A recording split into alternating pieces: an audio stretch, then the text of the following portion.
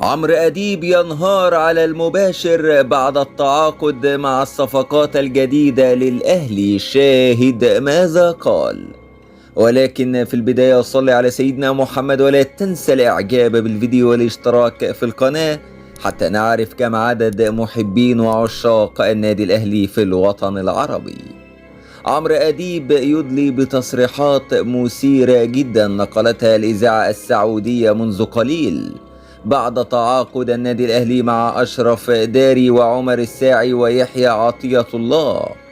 قال عمرو أديب: هو في إيه يا جماعة؟ هو الأهلي ناوي على إيه؟ أنا بقيت مرعوب، أنا بقيت خايف.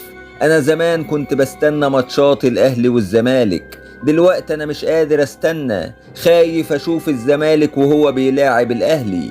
كده الأهلي هيعمل من الزمالك بطاطس محمرة. الأهلي عمال كل شوية يجيب لعيبة بشيء وشوياه، شوية عمر الساعي وشوية يحيى عطية الله وشوية أشرف داري، ويا عالم اللي جاي ايه. ده انا سامعهم بيقولوا هيجيب سفيان بوفال بتاع منتخب المغرب.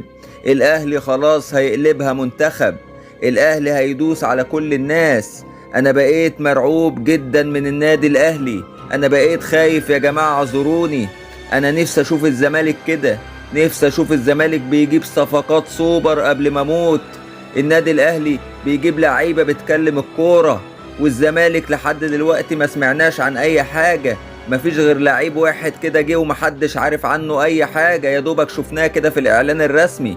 كده أنا أضمن لكم إن الأهلي هياخد الدوري وهياخد الكاس وهياخد كاس الكونفدرالية وهياخد دوري أبطال أفريقيا وهياخد السوبر، وفاضل له شوية وهيخش على كاس العالم. الأهلي يا جماعة بقى فريق عالمي وإحنا قاعدين نتفرج عليه. أنا واحد من الناس مرعوب من الأهلي، خايف من الأهلي، خايف أشوف لعيبة الأهلي في الملعب، هيسببوا لي رعب ما بعد رعب.